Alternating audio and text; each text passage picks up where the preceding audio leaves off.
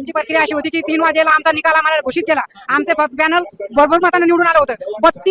3,200 मताने वंचित बहुजन आघाडी दाखवली. वंचित बहुजन आघाडीला 3,200 मताने आमची आघाडी होती. आम्ही ही न्यूज पाहिली. ही न्यूज पाहिल्यानंतर फक्त एक फेरी बाकी होती. एका पेटीमध्ये फक्त 900 मत असते. आम्हाला वाटलं 2 पेट्यामध्ये 1800 मतदान जाईल आणि 1800 मतदान गेल्यानंतर खाली आम्हाला 1,500 मतदान राहिलेलं आहे. तरी आमचाच विजय आहे. म्हणून आम्ही सगळ्यांनी जय घोष या पुतळ्यावर येऊन केला. सगळं संजयनगर एकत्रित आलं आणि लगेच आम्हाला न्यूज आली की तुमचं पॅनल पडलं. मग आम्ही आकाश झालो. परत तिथं गेलो निवडणूक अधिकाऱ्याच्या कार्यालयावर. सगळे तिथं हजर झालो आणि सगळ्यांनी सांगितलं की आमचं पॅनल आताच निवडून आलं होतं आणि लगेच 7 मिनिटात कसं काय पडतंय. 7 मिनिटात तुम्ही नारायणपूरच्या किती मतं घेऊ शकतो. नारायणपूरच्या अशा 7 मिनिटात जर 1500 1600 जर मतदान होत असेल तर त्याला दिवसभर बुथवर थांबायची गरज नाही. त्या भार खाऊला दिवसभर बुथवर थांबायची गरज पडत नाही. तो अर्ध्या तासातच विजय व्हायला पाहिजे होता आणि त्याला आतमध्ये जाण्याची संधी नव्हती. उमेदवार ज्यावेळेस आतमध्ये जातो त्यावेळेस उमेदवारालाच अधिकार असतो. त्याने आमचे सतीश भाऊ थोडेसे बाहेर गेट पर्यंत आले आणि त्यांनी पाठीमागून पाठपुरावा केला आणि अधिकाऱ्याची पोलिसांची त्याच्या शासनाशी गडबड करतायत. ईव्हीएम मध्ये गडबड करतायत. हातमिळवणी केली त्यांनी. पोलीस प्रशासनाची सुद्धा हातमिळवणी केली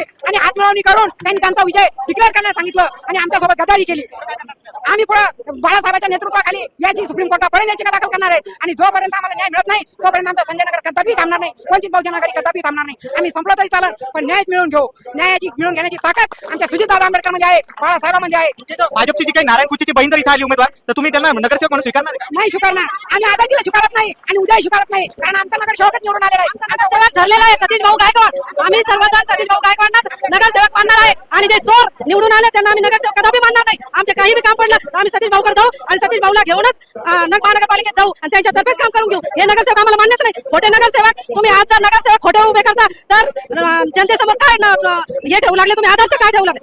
खोटे निवडून आले ना. निवडून सतीश भाऊचं पॅनल आलेलं होतं. वंचित बहुजन आघाडीचं पॅनल आलेलं होतं. नारायणपूरचं काम नव्हतं कधी जायचं म्हणून आम्ही सतीश भाऊला नगरसेवक मानणार आहे. नारायणपूरच्या पॅनलला सतीश भाऊला मानणार आहे फक्त आणि भाजपच्या उमेदवारांना नगरसेवक मानणारच नाही.